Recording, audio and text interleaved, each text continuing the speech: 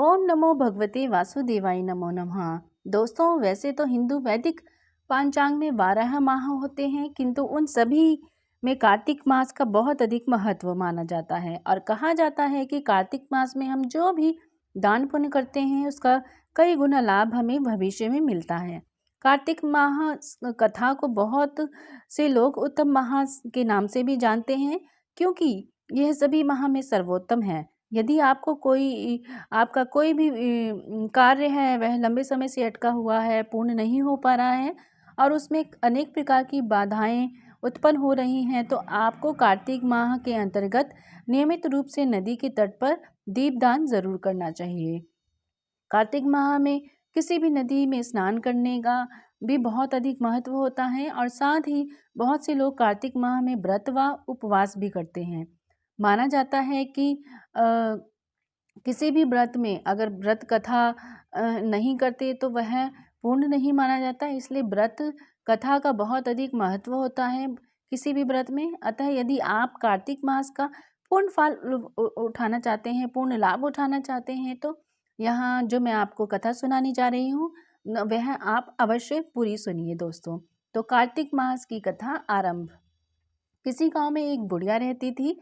वह कार्तिक का व्रत रखा करती थी। उसके व्रत खोलने के समय कृष्ण भगवान आते और एक कटोरी खिचड़ी को रखकर चले जाते। बुढ़िया के पड़ोस में एक औरत रहती थी। वह हर रोज ये देखकर ईर्ष्या करती थी और इसका कोई नहीं है यह कहती थी, और फिर भी उसे खाने के लिए खिचड़ी मिल जाती थी। एक दिन कार्तिक महीने का स्नान करने बुढ़िया गंगा गई। पीछे से कुछ कृष्ण भगवान उसको खिचड़ी का कटोरा रखकर चले गए। पड़ोसन ने जब खिचड़ी का कटोरा रखा देखा और देखा कि बुढ़िया नहीं है, तब वह कटोरा उठाकर घर के पिछवाड़े फेंक गई। कार्तिक स्नान के बाद बुढ़िया घर आई तो उसे खिचड़ी का कटोरा नहीं मिला और वह भूखी ही रह गई। बार बार एक ही बात कहती कि कहाँ गई मेरी खिचड़ी और कहाँ गया मेरा खिचड़ी का कटोरा। दूसरी ओर पड़ोसन ने जहाँ खिचड़ी गिराई थी वहाँ एक पौधा होगा, उसमें 2 फूल खिले। एक बार राजा उस ओर से निकल रहा था तो उसकी नज़र उन दोनों फूलों पर पड़ी और वह उसे तोड़कर घर ले आया। घर आने पर उसने एक फूल रानी को दिए और जिसे सूंघने से रानी गर्भवती हो गई। कुछ समय बाद रानी ने 2 पुत्रों को जन्म दिया। वह दोनों जब बड़े हो गए तब वह किसी से भी बोलते नहीं थे, लेकिन जब वह दोनों शिकार पर जाते तब रास्ते में उन्हें वही बुढ़िया मिलती, जो अभी भी यही कहती थी कि कहाँ गई मेरी खिचड़ी और कहाँ गया मेरा खिचड़ी का कटोरा। बुढ़िया की बात सुनकर वह दोनों कहते कि हम है तेरी खिचड़ी और हम है तेरा कटोरा, यानी कि बेला। हर बार जब भी वह शिकार पर जाते तो बुढ़िया यही बात कहती कि और दोनों वही उत्तर देते। एक बार राजा के कानों में यह बात पड़ गई। उसे आश्चर्य हुआ कि दोनों लड़के किसी से भी बात नहीं करते, किसी से भी बोलते नहीं हैं, तब यह बुढ़िया से कैसे बात करते हैं। राजा ने बुढ़िया को राजमहल बुलवाया और कहा कि हम से तो किसी से यह दोनों बोलते नहीं हैं, तुमसे यह कैसे बोलते हैं। बुढ़िया ने कहा कि महाराज, मुझे नहीं पता कि ये कैसे मुझसे बोलते हैं, और मैं तो कार्तिक का व्रत करती थी और कृष्ण भगवान मुझे खिचड़ी का बेला भरकर दे जाते थे। एक दिन मैं स्नान कर जब वापस आई तो मुझे वह खिचड़ी नहीं मिली।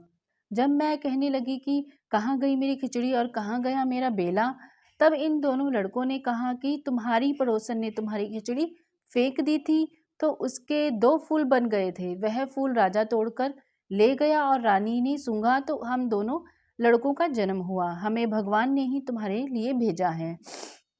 तो इस प्रकार से दोस्तों यह कथा समाप्त होती है। और कार्तिक मास में दीपदान का महत्व बहुत ज़्यादा होता है और आप सभी को दीपदान अवश्य करना चाहिए।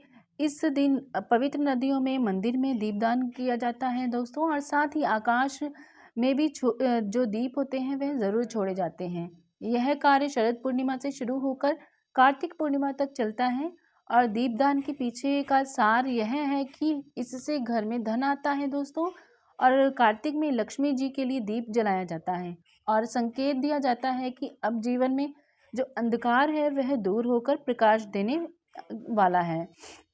कार्तिक में घर के मंदिर, वृंदावन, नदी के तट एवं शयन कक्ष में दीपक जो है वह अवश्य प्रज्वलित करना चाहिए। इससे बहुत अधिक हमें लाभ प्राप्त होता है।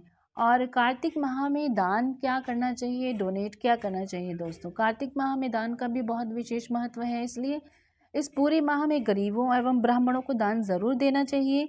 इन दिनों में तुलसी दान, अन्नदान, गाय दान एवं आंवले के पौधे का दान का बहुत महत्व माना जाता है। महत्व बहुत ज़्यादा माना जाता है, सर्वाधिक बताया जाता है इस दान का महत्व। तो दोस्तों, कार्तिक में पशुओं को भी हरा चारा ज़रूर खिलाइए, इसका भी बहुत अधिक महत्व है।